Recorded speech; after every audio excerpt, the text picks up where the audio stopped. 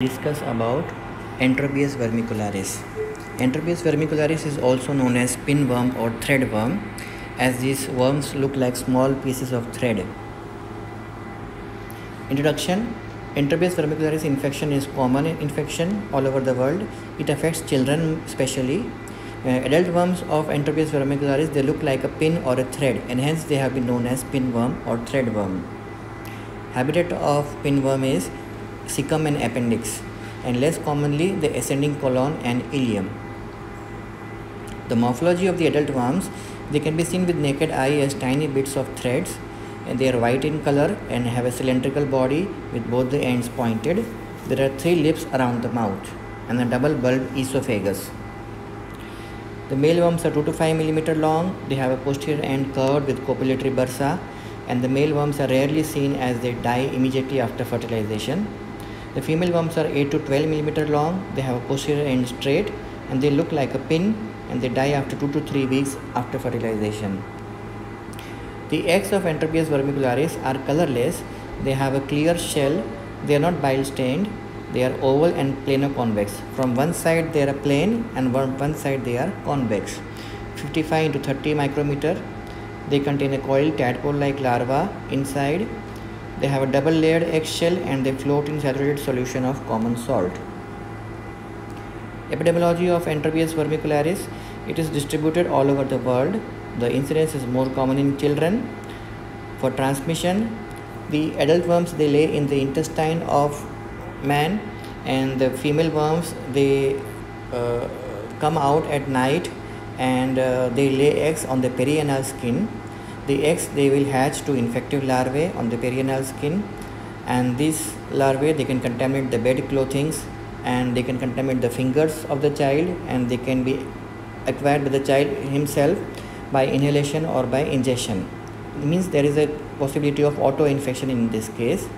There is also a possibility of retrograde infection, in which the larvae which are laid on the perianal skin, which are hatched on the perianal skin, this larvae might migrate to the intestine and leading to retrograde infection.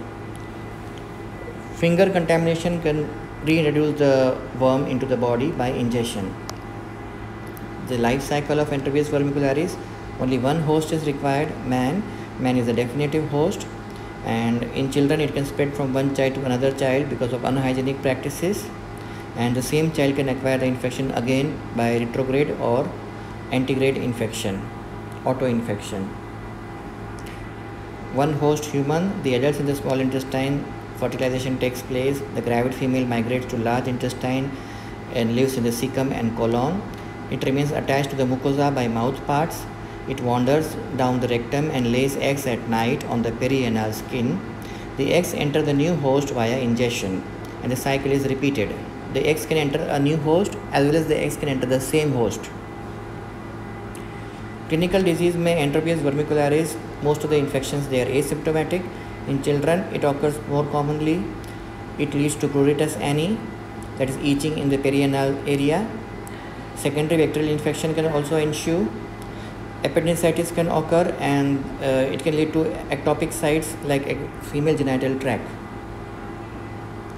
In lab diagnosis, cellophane tape test and NIH swab can be used for sample collection. In the cellophane tape test, the cellophane tape is applied on the perianal skin, and after that it is put on the slide and seen under the microscope. Then the eggs of Enterobius vermicularis can be seen attached to the cellophane tape in the microscope. Sample has to be collected in the morning before the patient goes for bathing or toilet, and 4 to 6 consecutive samples may be taken before giving negative report. For stool sample, in heavy infection, stool sample can be collected. It can be seen in feces also in heavy infections. In adult females may be found in feces. These are the eggs of Enterobius vermicularis that can be seen in a cellophane tape which was applied on the perianal skin. Lot of eggs are seen here, plano-convex eggs. They are round, refractile, and they have a coiled tadpole-like larva inside. This is the photograph of plano-convex egg of Enterobius vermicularis. And that ends the topic. Thank you.